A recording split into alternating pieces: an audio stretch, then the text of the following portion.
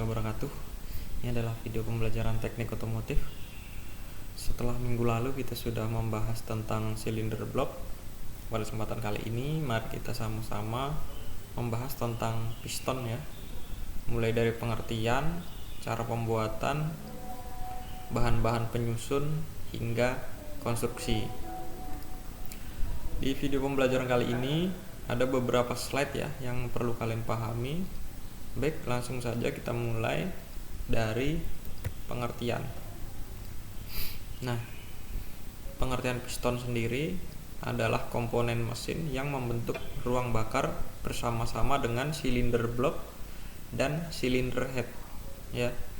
Jadi proses kerja ya dari pembentukan ruang bakar itu ada 3 komponen ya. Yang pertama adalah silinder blok, silinder head, dan piston ya, ada 3 ya, ada 3. Jadi yang mengatur posisi ruang bakar adalah bagian atas dari piston ya, dengan silinder blok sebagai jalurnya ya, jalur naik turunnya, dan silinder head sebagai bentuknya ya, bentuk dari ruang bakarnya. Ini bagian bawahnya ya. Piston jugalah yang melakukan gerakan naik turun untuk melakukan siklus kerja mesin ya, serta piston harus mampu meneruskan tenaga hasil pembakaran ke crankshaft. Nah, jadi siklus kerja mesin ini ditentukan oleh piston ya. Ini bagian jantungnya ya, jantung dari mesin. Dan berikutnya yaitu piston harus mampu meneruskan tenaga hasil pembakaran ke crankshaft. Ini maksudnya yaitu tenaganya itu harus bentuknya ya, bentuk gerak ya, gerak yang berputar seperti itu ya. Dan syarat-syaratnya supaya bisa mudah untuk menghasilkan pekerjaan atau sebuah gerak putar ya, maka harus memiliki beberapa syarat ya. Di sini disebutkan ada 3 ya. Yang pertama, ringan ya, agar mudah bagi mesin dalam mencapai putaran tinggi ya. Jadi piston ini bahannya harus ringan ya, supaya dia lebih fleksibel dalam naik turun dan merubah proses force angle ini, proses berputarnya force angle seperti itu ya. Di awal materi kita sudah belajar tentang siklus pembakaran dalam ya. Jadi tidak perlu saya jelaskan ini siklusnya seperti apa. Gambar ini saya pasang gunanya untuk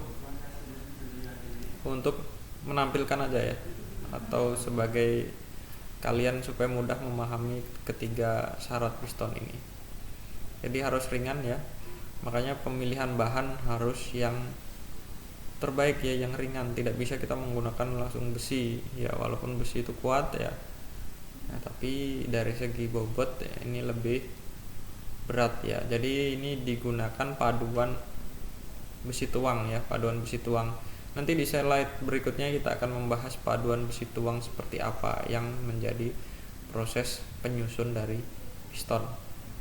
Yang berikutnya adalah tahan terhadap tekanan ledakan karena hasil pembakaran ya. Di sini suhunya sangat tinggi sekali ya. Suhunya sangat tinggi sekali sehingga piston diharapkan ya tidak meleleh ya, tidak meleleh ketika terjadi proses pembakaran ya. Bahannya harus ringan, harus kuat ya, tidak mudah meleleh, dan tahan terhadap pemuaian ya.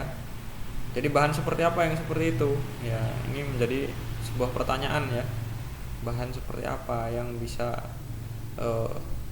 bagus seperti itu ya, ringan tapi tidak mudah meleleh.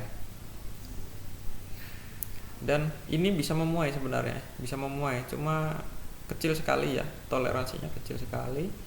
Jadi tetap memuai, namun tidak pemuaiannya tidak besar ya, tidak signifikan seperti itu. Kalau ini memuai terlalu banyak, maka bisa nyangkut ya di bagian silinder liner seperti ini. Nah, yang terjadi maka piston nyangkut ya, tidak bisa bergerak ya, tidak bisa bergerak seperti itu. Atau bahasa sininya ceket seperti itu. Ya. Baik, lanjut ke slide berikutnya. Ini ada bahan penyusun piston ya. Nah, bahan pembuatan piston adalah aluminium karena sifatnya yang ringan. Nah, jadi yang ringan tadi ini bahannya aluminium ya, supaya dia bisa ringan. Tetapi aluminium murni terlalu lembek dan mempunyai pemuaian yang tinggi untuk dijadikan piston. Jadi kalau dia pakai aluminium murni, dia ringan, tapi kena panas sedikit sudah meleleh ya. Dia tidak hanya memuai, tapi sampai meleleh ya. Nah, itu kurang bagus ya. Itu tidak bagus sama sekali, tidak bisa digunakan untuk piston ya atau torak seperti ini. Nah, makanya perlu dipadukan dengan bahan lain. Nah, ini ya bahannya ada 3 buah ya yang umum. Cuma di sini saya cuma menjelaskan tentang paduannya ya.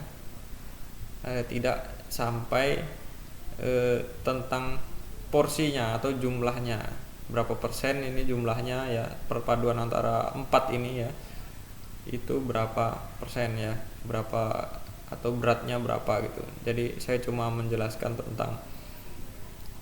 tentang bahan penyusunnya. Yang pertama adalah silikon ya. Ini saya tambahkan fungsi ya, atau keterangan ini ya, harusnya keterangan. Nah, silikon ini makin tinggi kadar silikon maka makin kecil pemuaian akibat panas dan gesekan, tetapi mungkin sulit dalam pembuatannya. Nah, pembuatannya ini sulit ya, pembuatannya sulit, cuma silikon ini lebih tahan terhadap pemuaian akibat panas ya dan gesekan. Jadi poin yang ketiga yang di slide ini ya, tahan terhadap pemuaian, itu sudah terjawab ya dengan mencampurkan bahan silikon. Namun pembuatannya sangat sulit. Nah, ini tentunya kadarnya juga tidak dibikin banyak ya, biar lebih mudah mungkin ini dikasih persentase yang kecil mungkin ya. Jadi tidak semuanya silikon. Nanti kalau semuanya silikon pembuatannya susah seperti itu. Kalaupun silikon sendiri digunakan untuk piston tidak akan bisa ya. Harus perpaduan 4 ini, silikon, tembaga, nikel sama aluminium. Nah, berikutnya bahas yang tembaga ya. Lebih tahan terhadap karat dan kemampuan menyalurkan panas lebih baik ya, ini tembaga ya. Jadi dia tidak mudah berkarat ya, seperti kita tahu di dalam ruang bakar ini bisa saja terjadi karat jika sebuah kendaraan lama tidak digunakan ya, dan tentunya ada uap-uap air ya, adanya uap-uap air seperti itu, mungkin dari ruang intake ya, atau dari saluran exhaust seperti itu. Jadi ini yang menyalurkan panas ya, fungsinya tembaga. Yang berikutnya nikel, memiliki kekenyalan yang tinggi ya, tahan terhadap temperatur tinggi, tingkat pemuaian rendah, dan tahan terhadap karat. Nah, ini sebenarnya nikel ini fungsi melengkapi kedua fungsi ini ya. Cuma ada tambahan, dia kenyal ya, dia tidak mudah terjadi retak seperti itu ya. Makanya kenyal, bahannya lebih ulet seperti itu. Ulet ya, artinya dia tidak mudah patah ya, pecah ataupun retak ya, karena di dalam ruang bakar ya, atau di dalam ruang silinder tentunya terjadi kondisi-kondisi yang sangat ekstrim ya, seperti putaran, gesekan, bahkan hingga pembakaran ya, seperti itu. Baik, sampai di sini tolong dipahami ya. Ada 4 ya, bahan utamanya adalah aluminium ya, bahan tambahan atau campurannya ada silikon, tembaga, dan nikel. Baik, berikutnya jenis piston berdasarkan cara pembuatan. Ini ada 2 ya. Yang pertama cast piston ya, ini kita bahas di slide ini. Yang kedua Ford forget piston ya, seperti ini. Jadi kita bahas dulu yang cast piston ya. Ini pada prinsipnya pembuatan piston seperti ini menggunakan sebuah campuran tadi ya, yang campuran tadi di atas itu dilelehkan ya. Dilelehkan dengan suhu tertentu baru dimasukkan ke dalam sebuah cetakan ya. Ini baca sendiri ya. Nah, ini baca sendiri. Nah, ini saya jelaskan menurut bahasa saya ya, supaya kalian bisa membandingkan bahasa saya dan bacaan yang di sini. Intinya sama ya. Nah, ini dicairkan ya, dicairkan di sebuah tungku ya, di sebuah tungku. Tapi ini sangat sederhana ya, ini mungkin bukan yang seperti ini ya. Ini sudah dengan mesin ya, sudah dengan mekanisasi mesin yang berteknologi ya. Jadi ini yang manual, ini hanya ilustrasi ya. Nah, piston ya. Bahan piston ini ada 4 tadi, itu dicairkan di sebuah tungku ya. Kemudian dimasukkan ke dalam sebuah cetakan ya, dengan cawan, ini cawan seperti ini ya, dimasukkan ke dalam sebuah cetakan sehingga nanti muncul bentuk seperti ini ya, bentuk yang masih tidak beraturan ya, bentuknya tidak beraturan.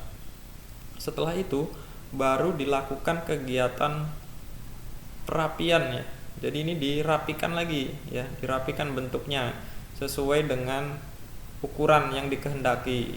Ini kan ukurannya macam-macam ya, tergantung pesanan dari perusahaan atau pabrik motornya ya, atau produk aftermarket, pesanannya ukurannya seperti apa.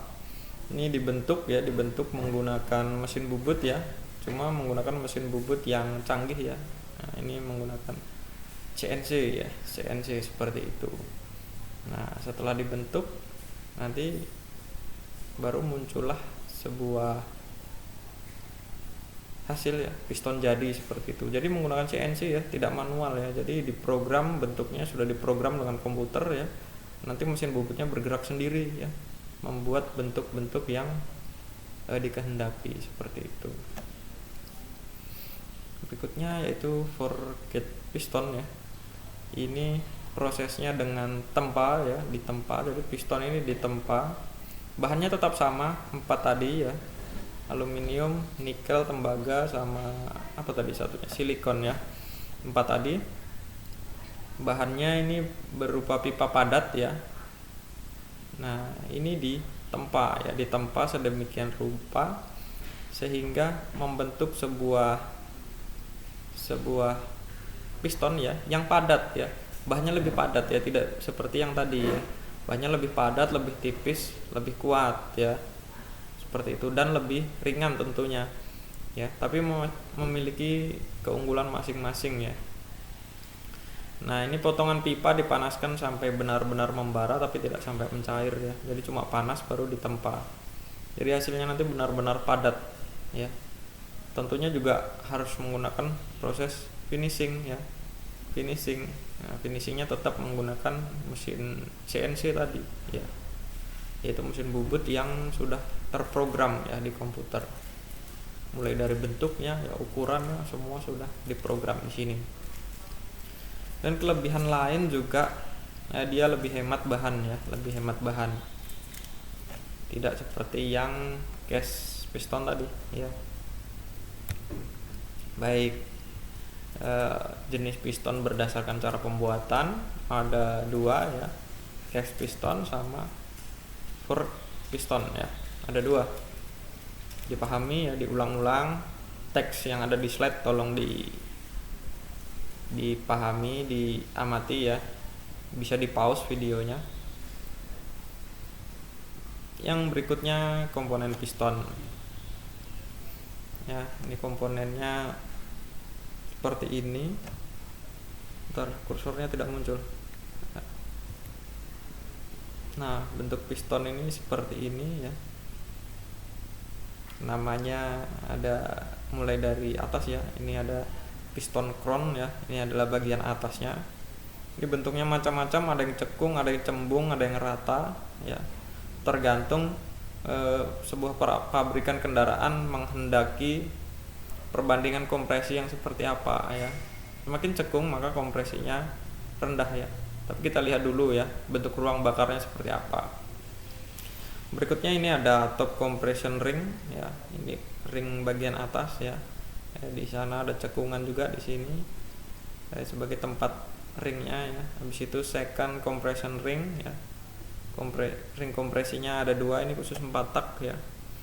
Yang berikutnya ada oil control ring ya. Nah, ini fungsinya adalah pelumasan ya, pelumasan. Jadi di sini ada lubang-lubangnya juga ya. Jadi lubang nanti masuk dari bawah sini ya, baru nanti keluar di sini ya. Itu sebagai fungsi pelumasan. Habis itu ada grease pin ya, atau pen kita nyebutnya, pen piston yang bagian small end ya, bagian atas ini yang menghubungkan antara connecting rod dan pistonnya. Baru snap ring. Nah, snap ring ini untuk mengunci bagian grease pin ini ya, atau pen tadi. Ini ada piston screed ya, ini ada dinding piston bagian sini ya. Seperti itu. Jadi komponen piston secara umum seperti ini ya, seperti ini. Jadi dipahami saja ya. Saya yakin kalian sudah paham ya. Sudah biasa kalian melihat hal-hal seperti ini.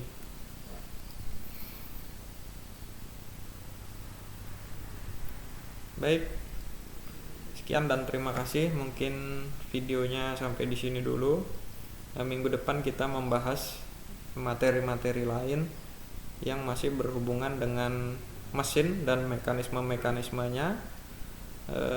Tolong video yang hari ini diamati ya, diulang-ulang videonya, dipelajari ya. Karena ilmu-ilmu dasar seperti ini sangat penting ya, sangat penting sekali sebelum kalian menginjak ke praktek. Ya, semoga bermanfaat. Wassalamualaikum warahmatullahi wabarakatuh.